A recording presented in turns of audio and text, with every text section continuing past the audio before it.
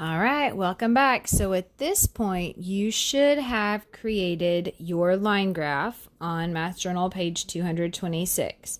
Okay, I've gone ahead and started a little bit. So notice that I put the exact title that they had up here, Books Borrowed from Class Library. And I squeezed library right there.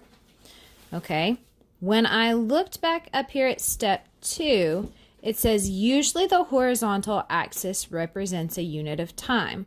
Well, I can see that my unit of time here would, or my books would, the best thing to do would be to do my number of books, because we don't have a unit of time, but it is our only unit of numbers.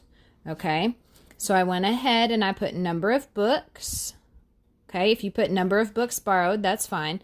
I started my axis at 0. I started to label each of them like 1, 2, 3, but then it only went up to 10, and since my information goes up to 12, I didn't have enough room for that. So I thought the next best thing would be to do it in groups of 2. I listed it up to 18. If you stopped at 12, that's fine. Okay, at the bottom, I put my days of the week. Now, you could have done this in 2 different ways. You could have done it on every line, or we had enough room here, you could have skipped every other line. So you could have done Monday, skip, Tuesday, skip, Wednesday, skip, Thursday, skip, and Friday. Okay, either one of those ways to do that with your days of the week is correct. Now, I have not plotted my lines yet. I wanted to wait for you guys so that we could do that together. All right, so we're going to go over here, and Monday is 10.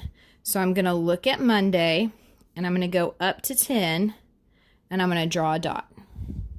I'm using a colored pen so that you can see better. I really want you to be using pencil when we work in math, so if you can erase if you need to. All right, Tuesday is 5, so I'm going to go over to Tuesday.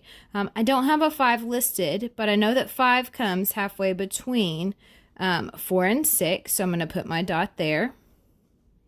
Okay, Wednesday is 4, so I'm going to go over to Wednesday and go up to 4.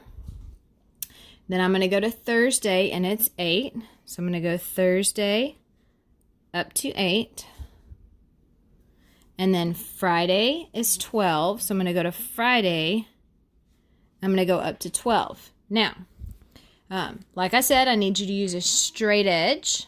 Okay, don't freehand it. I just happen to have my Shiloh book right here. So I'm going to try very carefully while holding this in one hand and the video in the other. Let's see if we can do this. Try to connect our dots.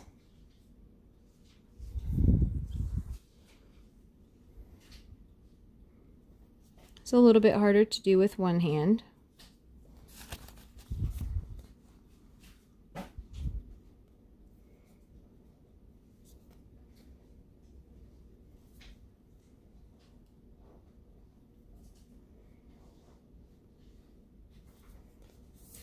Okay, not too bad, considering I did that one-handed.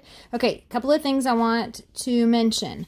I did not connect it to 0. I'm not going to connect this over here. There's nothing that starts at 0. I'm going to start connecting with my first dot, okay?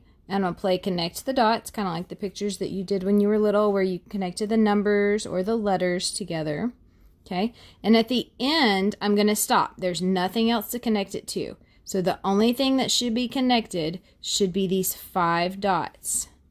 All right, so your line graph should look very similar to this, okay? Your days of the week might be more spread out, which means that these dots would be a little bit bigger right here, okay? Your numbers should be very similar over here. You should have your title. You should have some sort of number. You should have your days of the week, Monday through Friday, and then your title, your label days of the week, and then your title for your graph at the top.